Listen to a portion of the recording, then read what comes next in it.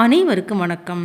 காய்கறி தெருமோன கடையில் வாங்குறதா, சூப்பர் மார்க்கெட்டில் போய் வாங்குறதா, இல்லை ஆர்கானிக் ஃபார்ம் தேடி போய் வாங்குறதா அப்படின்னு ஒரு குழப்பம் மக்கள்கிட்ட இன்றைக்கி இருந்துக்கிட்டே இருக்குது. இந்த குழப்பத்துக்கு நாம் ஆளாக வேண்டாம் அப்படின்னு தான் மாடித்தோட்டம் எங்களால் முடிஞ்ச அளவுக்கு செஞ்சுக்கிட்டு வீட்டுக்கு தேவையான பெரும்பாலான காய்கறிகளை எடுத்துக்கிட்டு இருக்கோம். ஒரு காலத்தில் தலைமுடி அப்படி கொட்டிச்சு. அதுக்கு தேவையான எல்லா மூலிகளையும் வளர்த்து நாங்களே எண்ணெய் காய்ச்சி தேய்க்க ஆரம்பித்த அப்புறம் முடி கொட்டுதல் பிரச்சனையே கிடையாது. சளி காய்ச்சல் வந்தால் பயன்படக்கூடிய பூனை மீசை செடி, கோடை காலத்தில் அருமையான படுத்தை தரக்கூடிய ட்ராகன் ஃப்ரூட். இப்போ தான் ஸ்டார் ஃப்ரூட் வச்சு ஒரு 3 மாதம் ஆகுது. நல்ல தடத்தடன்னு வளர்ந்துக்கிட்டு இருக்கு. அதுலேயே ஒரு காலிஃப்ளவர் செடி வச்சுருக்கேன், நல்ல சூப்பராக வளர்ந்து வருது.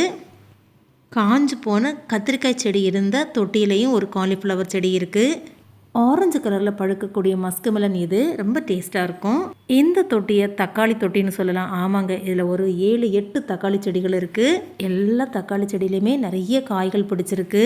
பழுத்த தக்காளியை பார்க்க ஆவலாக காத்துக்கிட்டு இருக்கேன். ரெட் கலரில் இருக்கும்போது ரொம்ப அழகாக இருக்கும் செடிகள். இன்னைக்கு பூத்த செம்பருத்தி பூக்களை கொஞ்சம் முன்னாடி தான் பறித்தேன். இது நாளைக்கு பூக்க வேண்டிய செம்பருத்தி மொட்டுகள். Hair pack, face pack, tea எல்லாத்துக்குமே சிறந்தது இந்த செம்பருத்தி. புது ரக ஊதா கத்திரிக்காய் ட்ரை பண்ணியிருக்கேன். முதல் காய் வந்திருக்கு. நம்ம வீட்டில் வழக்கமாக காய்க்கக்கூடிய சேலம் முள்ளு கத்திரிக்காய், ஒரு கத்திரிக்காய் போதும் ஒரு குழம்புக்கு. அவ்வளோ பெருசாக இருக்கும் ஒவ்வொரு காய்களும்.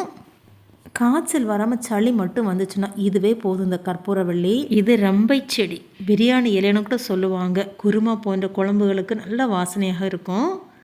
ஹேர் டையெல்லாம் யூஸ் பண்ணக்கூடாது அப்படிங்கிறதுக்காக அவுரி வளர்க்க ஆரம்பிச்சிருக்கேன். இப்போ தான் புது செடி வாங்கியிருக்கேன். மாடிக்கு வந்தால் இந்த செடியை தொட்டு பார்க்காம போகிறதே கிடையாது. ஐயோ, மறி கொழுந்தோட வாசனை அவ்வளோ நல்லாயிருக்கும். சின்ன ரோஜா செடிகளாக இருந்தாலும் எல்லா செடியிலையும் ஒரு பூக்கள் இருக்குது. அந்த ஒரு பூவே தோட்டத்துக்கு ரொம்ப அழகாக கொடுக்குது. ரணகலை செடி எவ்வளோ ரம்மியமாக பூத்துருக்கு பாருங்கள்.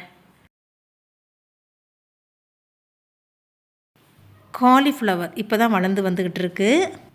கோஸ் அப்படியே பூ போல் சுருண்டு வந்துகிட்டு இருக்கு பாருங்கள். பெயிண்ட் பக்கெட்டில் கூட சில கத்திரிக்காய்கள் இருக்குது, அதுலேயும் காய்கள் வந்திருக்கு.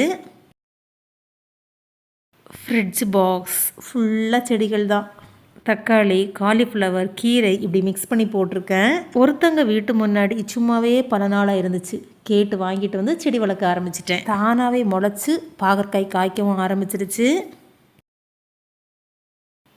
செடி அத்தி ஆசாசையாக வாங்கி வளர்த்துக்கிட்டு இருக்கேன். பார்க்கலாம் எந்த அளவுக்கு வளரப்போகுதுன்னு. உடம்புக்கு நல்ல ஒரு பலத்தை தரக்கூடிய தவசிக்கீரை, மிளகாய், நிறைய பூக்கள் வந்திருக்கு.